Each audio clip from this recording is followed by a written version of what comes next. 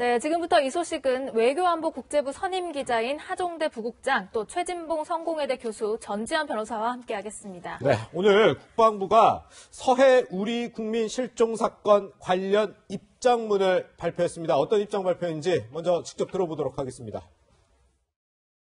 우리 군은 지난 9월 21일 낮 13시경 소연평도 남방 1.2마일 해상에서 해양수산부 소속 어업지도선 선원 1명이 실종되었다는 상황을 해양경찰청으로부터 접수하였습니다. 실종된 어업지도 공무원 A씨는 지난 9월 21일 소연평도 인근 해상 어업지도선에서 어업지도 업무를 수행 중이었습니다. 우리 군은 다양한 첩보를 정밀 분석한 결과 북한이 북측 해역에서 발견된 우리 국민에 대해 총격을 가하고 시신을 불태우는 만행을 저질렀음을 확인하였습니다. 우리 군은 북한의 이러한 만행을 강력히 규탄하고 이에 대한 북한의 해명과 책임자 처벌을 강력히 촉구한다. 아울러 우리 국민을 대상으로 저지른 만행에 따른 모든 책임은 북한에 있음을 엄중히 경고한다. 네, 들으신 것처럼 국방부 북한의 만행이다 이렇게 표현을 했습니다. 하 국장, 이게 우리 국민에 대해서 북한이 총격으로 사살한 것 12년 만에 있는 일이죠? 예, 그렇죠. 그러니까 2008년에 그때 이제 7월에 박광자 씨가 이제 금강산에서 사살된 적이 있었는데요. 그렇죠. 그때는 해상 경계를 하고 있던 북한의 초병이 그 안으로 경계구역 안으로 들어왔기 때문에 설화했는데도 불구하고 도망가다가 북한군이 쏜 두 발의 총을 맞고 이제 숨진 사건이었거든요. 근데 이번 같은 경우에는 표류를 해서 북한의 해안가까지 갔지 않습니까? 그러니까 완전히 이거는 전혀 비무장한 민간인이라는 걸 알 수 있었고 자기들의 무슨 경계선상에 일부러 들어오지도 않은 사람인데 그 사람을 그걸 총으로 사살하고 심지어 시신을 불태웠다고 하는 사실, 북한이 얼마나 야만적인 정부인가를 한눈에 보여주는 그런 사건이라고 하겠습니다. 네, 그런데 최진봉 교수님, 국방부에서는 이제 당일 상황을 지금 어떻게 확인하고 있는 건가요? 지금 현재 확인된 내용이 이렇습니다. 지금 실종된 40대 이분 공무원 같은 경우는 목포 서해어업지도관리단 소속이고요. 네. 8급 공무원을 근무하고 계시는 것을 알려주고 있는데 이분 같은 경우 21일 0시부터 당직 근무를 시작을 하셨습니다. 그런데 오전 1시 35분경에 개인 업무를 보겠다고 원래 조타실에 있다가 개인 이제 밑으로 내려간 것 같아요. 배 조타실 밑에 이제 밑에 있는 개인 사무를 보는 공간들이 있는데 그 공간으로 내려간 것을 알려주고 있고요. 근데 문제는 뭐냐면 그때부터 7시간 30분이 지난 오전 11시 30분경에 점심시간이 다 돼서 이제 같이 근무하던 분들이 있지 않겠습니까? 그 동료들이 보니까 사람이 없는 거예요. 그래서 아마 7시간 30분 만에 실종을 인지해서 본인들 스스로 선내를 검색을 했고요. 선미후 우연에서 본인이 A씨라고 하는 공무원이 사용했던 슬리퍼를 발견하게 됩니다. 그리고 나서 1시경, 영후 1시경 실종 신고를 했고요. 1시 50분부터 해경, 해군 등 배가 수부척 그리고 항공기까지 투입해서 정밀 수색을 했는데 찾지 못했고 18시경에 대연평도, 소연평도 해안선 일대를 정밀 수색했지만 역시 찾지 못했습니다.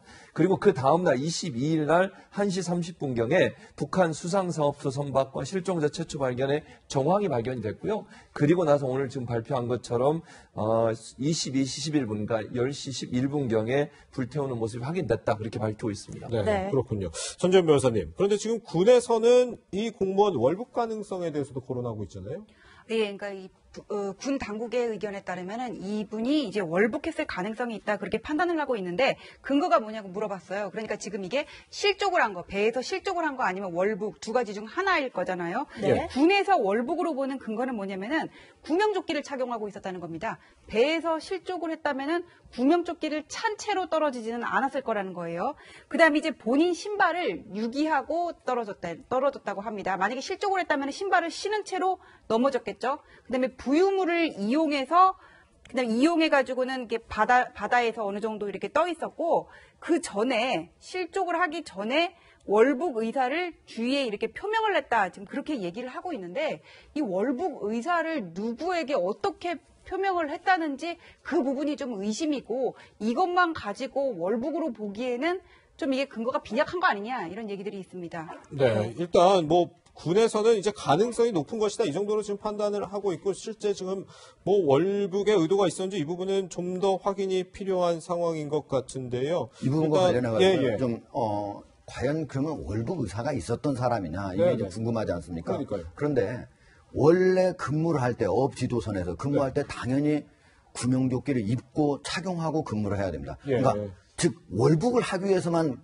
구명조끼를 입은 것이 아니고 평소에 입고 있는 것이다. 그리고 네. 지금 이제 배 우측 뒤에서 이제 슬리퍼가 한 짝이 발견됐다고 그러는데 근무를 할 때 슬리퍼를 신고 근무를 합니까? 그렇게 보면 안 되죠. 네. 왜냐하면 배 같은 경우에는 계속 롤링이 있기 때문에 네. 자기의 신발을 신고 하고 있는 상태인데 거기서 월북을 하기 위해서 바다에 뛰어들기 위해서 슬리퍼를 거기다 하나 놔뒀다? 이거 가지고 과연 월북을 했다라고 이렇게 볼 수가 있는가? 그리고 또 하나는 군에서 월북 의사를 북한에서 표명한 것으로 이렇게 확인을 했다라고 얘기를 했어요. 식별이 됐다고 했어요. 네네. 근데 과연 이걸 어떻게 한 건지 지금 아무래도 제가 보기에는 이거는 우리가 감청을 통해서 아마 그 정보가 들어와가지고 이렇게 했을 것 같은데 북한에 만약에 북한 군에 붙잡혔을 경우에는 살기 위해서라도 나 월북했다라고 얘기도 할 수 있는 그런 상황이기 때문에 가능성도 있죠. 예, 예. 여러 가지 다른 상황을 보고 얘기를 해야지 이것만 가지고 월북을 했다. 과연 남한에서 생활이 월북을 할 어떤 객관적인 조건이 있었는가 이런 것들을 확인해보고 얘기를 해야지 그냥 이것만 지금 말한 것들만 가지고 월북했을 것이라고 단정하는 것은 저는 너무 과도한 추정이라고 생각합니다. 그렇군요. 하 국장님, 이 부분은 그러면 추가로 어떨까요? 지금 국방부가 북한의 해명을 지금 강하게 촉구하고 있고 책임자 처벌도 강하게 촉구하고 있는 상황에서 북한이 어떤 대답을 내놓을 수 있을지요? 이 부분 어떻게 보세요? 지금 현재 우리가 어제 북한 측에 어떤 경위로 했는지 그걸 답을 달라고 지금 얘기를 했는데 현재 하루가 지난 지금 이 시간까지 아무 얘기를 하지 않고 있거든요. 네. 지금 북한 같은 경우에는 자기 자신들이 비무장한 우리 표류한 민간인이 그것도 우리나라 대한민국 공무원 아니겠습니까? 네. 거기서 조사를 이미 했기 때문에 대한민국 공무원인 것도 모두 확인을 했을 겁니다. 그럼에도 불구하고 그 사람을 총살을 하고 그 다음에 시신을 갖다가 불태웠다고 하는 것 이거는 제가 보기엔 북한으로서는 그 자체를 어떤 이유로도 정당화하기 매우 힘들 겁니다. 제가 보기엔 북한이 빠른 시일 내에 이거에 대해서 어떤 경위로 사망하게 즉 죽였고 그리고 나중에 시신을 불태웠는지 이거를 답하기란 상당히 어려울 것으로 생각합니다. 저희는 이거에 대한 그런 경위 해명뿐만 아니고 사과를 요구해가지고 그리고 관련자 처벌을 요구해가지고 그리고 재발 방지를 반드시 요구해야 할 것입니다. 네. 하 국장 또 한 가지가요. 예. 이 군 관계자에 따르면 이 상부 지시가 있었다. 북한의 상부 지시가 있었다. 이렇게 파악을 하고 있더라고요. 그렇다면 이번 사건 우발적이라고 볼 수는 없다는 거 아닙니까? 그렇죠. 즉 우리 민간인이 발견된 이후에 사살하는 데까지 시간이 좀 있었거든요. 예. 우리 민간인이 대략 거기 지금 등산고까지 해안에 도착한 시간은 우리가 지금 현재 여기서 출발한 시간을 어떻게 지금 관측을 하고 있냐면 21일 새벽 1시 35분부터 안 보였잖아요. 그때 네. 조타실에서 자기 문서 작업을 하려고 한다고 자기 방으로 간 다음부터 지금 언제 이분이 배를 이탈했는지는 확인이 안 되고 있거든요. 네. 그러나 만약에 조류를 알고 북한으로 월북을 하려고 만약에 마음을 먹었다고 가정을 할 경우에는 네. 대략 오전 9시경에 배를 이탈했을 거다 이렇게 봅니다. 왜냐하면은 여기 이제 하루에 조류가 2번 바뀌지 않습니까? 네. 그런데 몇 시냐면 오전 8시가 바로 정조 시간입니다. 딱 멈추는 시간이에요. 그러면 네. 오전 8시부터 그 이후에는 북한으로 해류가 흐르게 되는 겁니다. 그러니까 네. 이 사람이 만약에 그걸 알고 있어 항해사였고 이분이 그 전에 선장도 했고 기관사도 했고 아주 배 조류에 대해서 잘 아는 분이거든요. 그러니까 만약에 이분이 그걸 알고 월북을 진짜로 의도적으로 하려고 했다면 오전 9시경에 배를 이탈했을 가능성이 있다. 그러면 그 시간 한 6시간 정도는 계속 북쪽으로 갔을 거거든요. 그런데 과연 이 대낮에 북쪽으로 과연 가는 게 가능했을까? 그리고 지금 현재 9월부터는 거기가 지금 꽃게철입니다. 그리고 꽃게철 해가지고 매일 우리 정부에서 지금 해경에서 중국 어선, 불법 어로 작업을 하는 중국 어선을 단속하는 것도 수십 척이거든요. 네. 우리 배가 수십 척이 지금 그 사이에 있는 거예요. 그럼 그 사이를 살살살살 빠져가지고 가야 되지 않습니까? 네. 사실 매우 어렵다. 지금 현재 그런 상태에서 지금 북한에 갔어야 되는 거예요. 북한에 가가지고 지금 현재 거기서 밤 9시 40분경에 거기서 그 사람을 총격으로 죽이고 그리고 30분 뒤에는 시신을 불태웠다고 하거든요. 예. 그런데 우리가 그걸 어떻게 알았느냐? 그거는 지금 우리가 TOD 장비라고 있습니다. TOD 장비 열상 감시 장비인데 이거는 사람을 식별할 수 있는 거리는 8km뿐이 안 됩니다. 예. 그런데 지금 대연평도에서 북한까지 거리도 35km거든요. 등산로까지 35km. 그러니까 사람이 있는 거는 우리가 TOD 열상 장비로는 알 수가 없다. 탱크 정도를 보려고 하더라도 어떤 그 차량을 보려도 15km 정도니까 35km는 전혀 알 수가 없는데 우리가 만약에 그걸 알았다면 그건 감청 장비로 알았을 거고 즉 감청을 통해서 북한의 중앙 군 부대에서 야 그거를 사살을 하고 그다음에 네. 시신을 불태워라 이런 지시가 있었던 것으로 예상이 됩니다. 그렇군요. 네. 일단 북한에 의해서 우리 민간인자 공무원이 야만적인 방법으로 사망에 이른 이 과정에서요. 교수님, 북한이 뭔가 코로나19 상황 때문이라는 뭐 이런 얘기도 있더라고요. 네, 일각에서 여러 가지 이유 중에 이제 하나의 설로 나오고 있는 얘기인데요. 지난번에 잘 아시는 것처럼 7월 달에도 우리 국민 중 한 분이 월북했잖아요. 그거 잘 기억하실 거예요. 그러니까 탈북민으로 오셨다가 결국 이제 다시 북한으로 넘어가서 북한에서 그때 당시에 뭐라고 발표를 했냐면 당시 이 사람의 월북을 파악하지 못했던 북한 전방 군부대 간부들을 처벌하는 그런 일들까지 있었어요. 김정은이 나서가지고 당 정치국 비상 확대의 긴급을 소집을 했고요. 해당 지역 비상사태를 선포를 했습니다. 그리고 국가 비상 방역 체계를 최대 비상체제로 전환을 했는데 그때 이유도 뭐였냐면 이 사람이 한국에서 코로나를 갖고 왔다 이런 이유를 댔어요. 그래서 이제 일부의 추측에 의하면 이 사람을 이렇게 한 게 결국 북한에 코로나가 들어온 걸 막기 위해서 네. 들어오자마자 이 사람을 사살한 게 아니라 왜냐면 이제 뭐 이것도 이제 설입니다만 어쨌든 방독면까지 끼고서 들어오는 사람들에서 경계도 했었고 그 사람을 총살할 때도 방독면을 끼고 있었고 불태울 때도 방독면을 끼고 있었다는 얘기가 나오고 있어요. 예. 그렇다면 그게 사실이라고 하면 이게 혹시나 코로나가 들어와서 전염병이 확산되는 걸 막기 위한 대처로 하지 않았나 이런 예상이 되고 있는 상황입니다. 이것도 물론 예. 확인된 건 아니고. 그렇죠. 그렇다면 어쨌든 우리 국민이 이 지경이 될 때까지 우리 국방부는 뭘 하고 있었냐 이 부분이 굉장히 중요할 것 같은데 우리 국방부 이런 얘기를 했었습니다. 6시간 동안 방조를 한 것 아니냐 이런 질문에 바로 사살하고 불태울 것이라 상상도 못했다. 전지현 변호사님. 국방부의 해명이 어떻게 이렇게 나올 수 있을지 우리 국민의 생명이 지금 이렇게 잃게 된 상황인데요. 그러니까 교통사고 난 환자가 쓰러져서 지금 숨을 헐떡이고 있는데 의사가 나는 설마 이 사람이 죽을 거라고 상상도 하지 못해가지고는 치료를 빨리 제때 하지 않았다. 이거나 뭐 진배 없다. 그렇게 들리거든요. 이거는 국방부가 제대로 조치를 하지 못한 거는 직무유기라고 보고요. 실종자 확인한 게 22일 3시 반이에요. 그리고 불태우는 모습 확인한 게 당일날 10시 11분이거든요. 국방부가 제대로 빨리 조치를 했으면 이거 충분히 막을 수 있었던 사항이라고 보여지고 혹시라도 여기에 어떤 정치적인 의도가 있는 거는 아닌지 국방부에서 뭔가를 은폐하는 거는 아닌지 왜 이거를 월북적으로 자꾸 몰아가려고 하는지 여기에 대해서 국방부가 믿을 만한 설명을 내놔야 될 거라고 봅니다. 네. 하국장 그런데요. 지금 뭐 국방부 입장에서는 뭐 북한 측 해역에서 벌어졌고 위치를 제대로 파악 못했고 이런 북한의 만행을 예상 못했다 이렇게 해명과 함께 또 한 가지 해명을 낸 게 우리 측 첩보 자산 공개가 우려돼서 그랬다 이런 얘기를 했거든요. 그러니까 이 첩보 자산을 보호하기 위해서 피해를 감수했던 사례가 있었다는 건데 이거 참 민감한 얘기일 수 있지만 우리 국민의 생명을 이렇게 피해가 있는데 첩보 자산 보호를 해야 돼서 그랬다. 어떻게 생각나요? 지금 우리가 보도하고 있는 이 시점에 북한의 감청을 통해서 우리가 알아냈다고 하는 것까지 다 나가고 있지 않습니까? 예. 북한이 그걸 모르겠습니까? 우리가 북한을 감청하고 있다는 건 이미 다 아는 사실이에요. 그리고 우리의 TOD 장비라든지 우리가 거기서 헬기 띄운 것, 우리가 이 실종자를 찾아내기 위해서 우리가 함정에 19척 그리고 헬기 2척을 띄워가지고 수색 작업을 했거든요. 예, 예. 그럼 북한도 다 알고 있는 상태예요. 근데 우리의 어떤 감청 자산, 첩보 자산을 그걸 감추기 위해서 그거를 뒤늦게 발표를 했다. 저는 이거는 사람을 구조하려고 하는 이 순간에 예. 우리가 그걸 가지고 얘기하는 건 너무 한가한 얘기고요. 네, 네. 또 하나는 적어도 예를 들면 우리가 전투기라든지 아니면 우리 어떤 함정에 들어있는 최첨단 장비가 네. 우리가 충분히 북한을 관측하고 그걸 정보를 획득할 수 있었음에도 불구하고 그거를 감추는 거는 제가 이해는 해요. 예, 예. 그러나 지금 이런 상황에서는 이게 무슨 대단한 무슨 첩보 장비입니까? 아니잖아요. 예.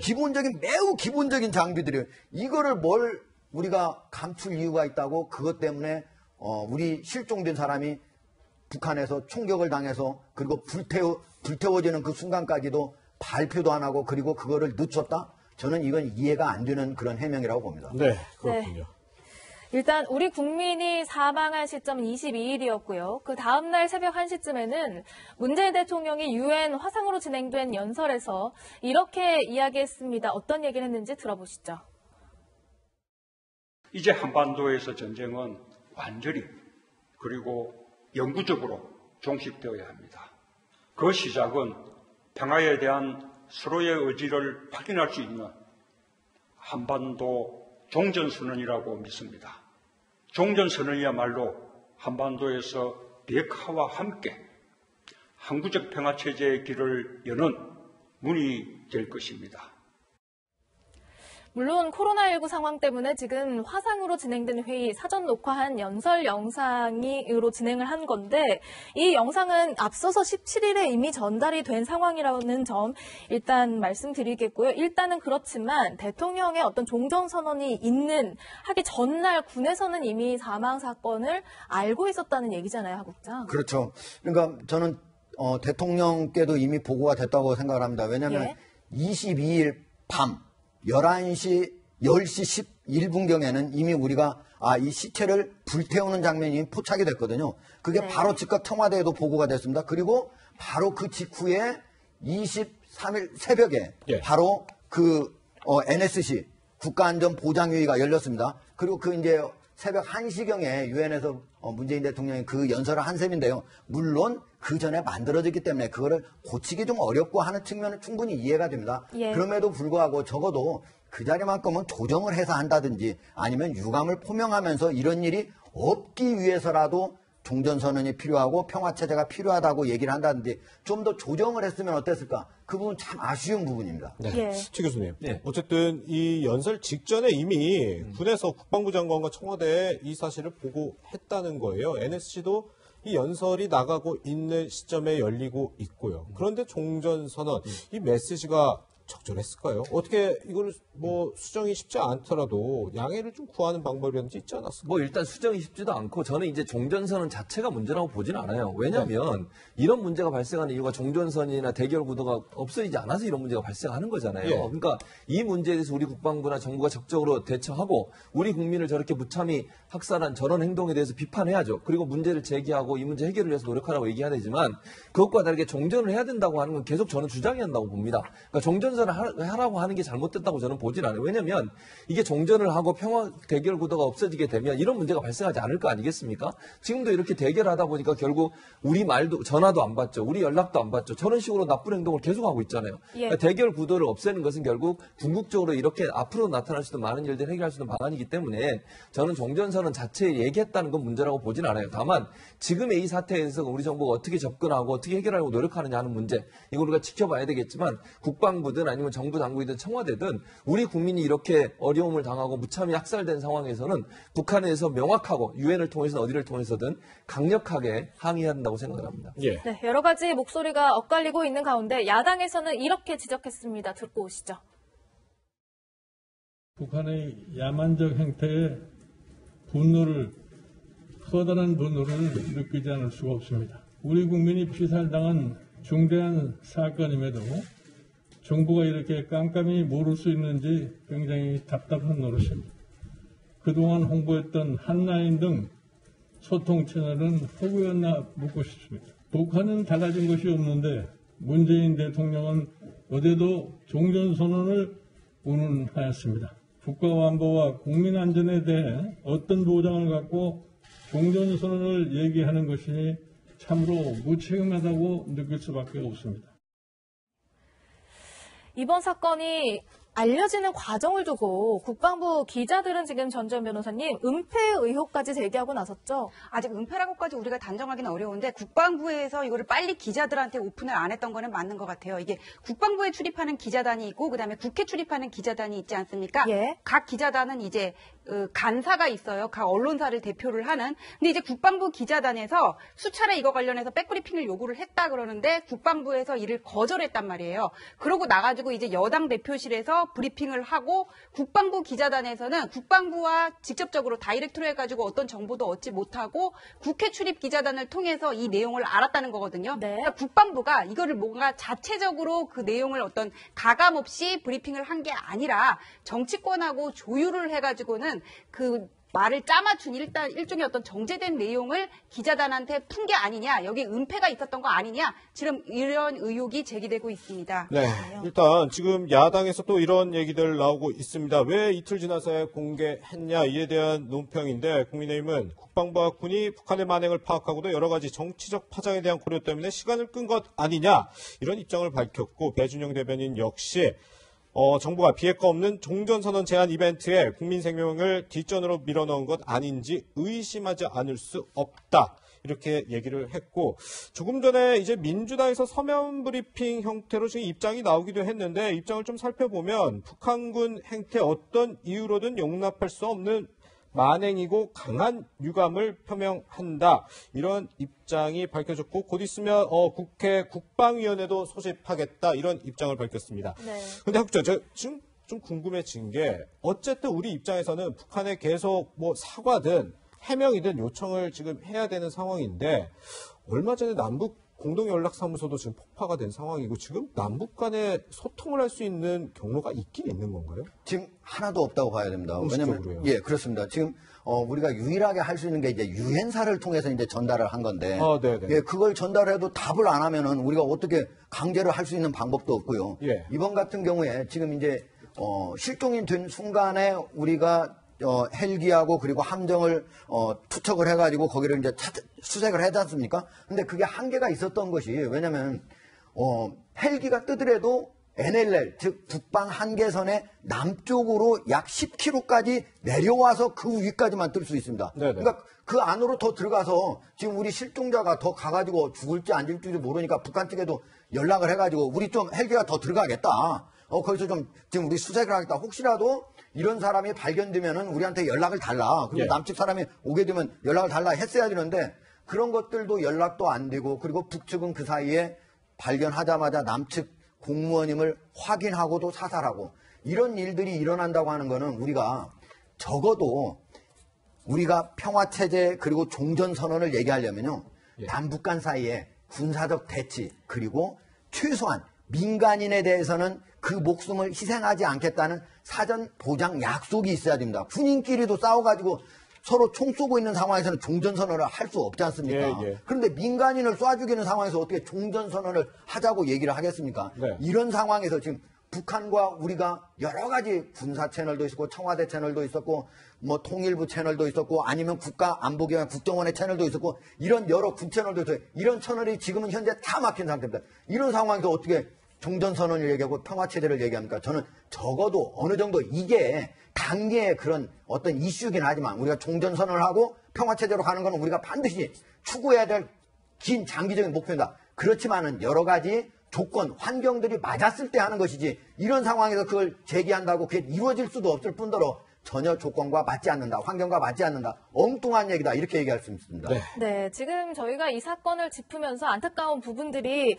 계속 드러나고 있는데요. 일단 최진봉 교수님, 예. 어쨌든 해경이 이 배를 조사를 해서 CCTV 등등을 뭐 들여다보면 이제 진상이 조금씩 밝혀질 텐데 먼저 이 안타까운 죽음의 일은 이 공무원이 어떤 사람인가 이런 부분들도 얘기가 나오고 있죠. 그러니까 이 공무원의 가족들 같은 경우에는 이 사람이 월북할 이유가 전혀 없다는 거예요. 네. 그런 하등의 이유가 없기 때문에 이 문제가 정확하게 다시 밝혀야 된다고 주장을 하고 있는 상황이고 네. 지금 현재 목포에 소재하고 있는 서해 어업지도 관리단 소속이잖아요. 그리고 뭐 꽃게 성역이기 때문에 소형표 인가의 업무를 수행하고 있었고 키도 지금 180cm의 몸무게가 72kg면 체구 자체가 건강한 체구라고 볼 수 있어요. 네. 그 자녀도 둘이 있는 가장이고 이런 상황에서 이 사람이 할 수 있겠느냐 첫째. 두 번째는 또 뭐가 얘기가 되고 있냐면 이 사람이 지금 월북했다고 하면 21km 정도 되거든요. 그 네. 배가 있는 지역에서 북한 여기까지 가는데 물론 부유물이라고 하고 혼자 그 의지할 수 있는 부유물을 의지해서 갔다고 해요. 물론 그 구명조끼도 입었고요. 그럼에도 불구하고 과연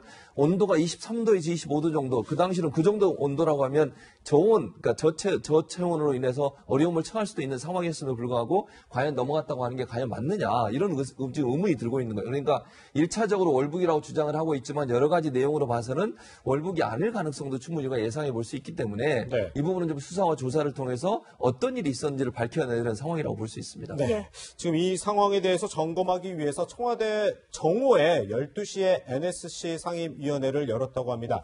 NSC 상임위원회는 대통령이 주재하는 게 아닙니다. 국가안보실장이 주재하는 회의인데 전재현 변호사님, 이제 문 대통령이 이 사안에 대해서는 좀 직접 입장을 밝혀야 될 정도의 사안이 되지 않았나 싶기도 한데요. 문 대통령이 종전선언을 말씀하셨기 때문에 이 사안에 대해서도 입장을 발표하시는 게 맞다고 봐요. 지금 코로나 방역 계속 얘기를 하는 게 국민의 보건이 무엇보다 중요한 문제이기 때문이잖아요. 그러면 남북 관계에 있어서 국민의 안전도 그건 못지않게 중요한 거 아니겠습니까? 모든 국민의 생명은 동등하게 우리가 최우선적으로 보호할 가치가 있는 거니까 네. 지금 아까 국장님이 말씀하셨잖아요. 종전선언이라는 거는 북한을 신뢰할 수 있고 국민의 안전을 담보할 수 있을 때 마지막으로 이제 종착물이 돼야 되는 거지. 그게 어떤 종전선언을 통해서 안전을 담보하려고 하는 거는 이게 지나치게 위험한 도박이 될 수 있다. 이렇게 보거든요. 그래서 문 대통령께서는 종전선언을 그러면 어떤 식으로 구상을 하고 계시는지 그 다음에 그 전에 그러면 이 국민의 안전 보호와 관련해서 차후 이런 일이 재발하지 않도록 어떤 조치를 취할 것이며 이 사안의 진상은 무엇인지 이 경위가 어떻게 돼가지고는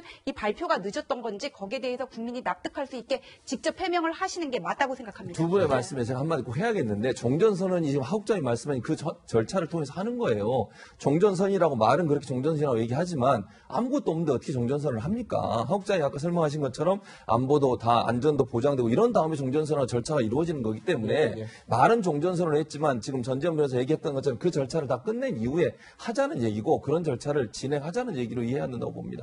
하국장님, 마지막으로 좀 이 부분 짚어봐야 될 것 같아요. 어쨌든 문 대통령 종전선언을 통해서 평화 프로세스 재가동 의지를 피력한 건데 어쨌든 이런 일이 터졌어요. 향후 남북 관계 어떻게 전망하시는지. 지금 이런 상황에서는 일단은 남북 간의 관계가 지금 현재 우리가 뭐 개성공단도 없어졌고 금강산 관광도 없어지고 다 그런 상태잖아요. 예. 더 이상 남북 관계는 지금 현재 우리 70년 남북 분단 상황에서 최악의 상태를 지금 유지하고 있습니다. 네. 아무리 문재인 대통령이 북한에 대해서 좋은 호의적인 대북 제안들을 하지만 북한은 전혀 응하지 않고 있습니다. 왜 그러는가요? 북한이 핵을 보유하고 싶어 하는데 지금 남측의 여러 제안들을 받아들이려면 어떻게 해야 돼요? 비핵화에 응해야 됩니다. 네. 근데 비핵화라고 하는 것은 김정은이 절대로 받을 수 없는 제안입니다. 네. 지금 이런 상태에서 근본적인 문제가 해결되지 않는 한 북한은 어떤 다른 소소한 그런 남북 간의 관계 개선도 아무런 근본 문제 해결에 도움이 되지 않는다 해서 되지 않고 있기 때문에 저는 적어도 문재인 대통령도 이런 문제들이 근본적 문제 해결 없이 다른 어떤 남북 간의 관계 개선, 경제협력, 문화교류, 인적교류 이런 것들도 그거는 어떻게 보면 사상 누각, 잠시 뭐를 할 수는 있을지 몰라도 다시 또 뒤돌아가고 이럴 수 있기 때문에 저는 지금부터라도 핵 문제를 분명히 먼저 제기를 해서 문제를 제기해 나가면서 다른 문제도 동시에 같이 개선해 나가려는 그런 노력이 필요하다. 이걸 문재인 대통령이 꼭 인식했으면 좋겠습니다. 네, 어떤 입장을 내놓을지 주목이 되는 상황입니다. 하종대 부국장관은 여기서 말씀 마치겠습니다. 감사합니다.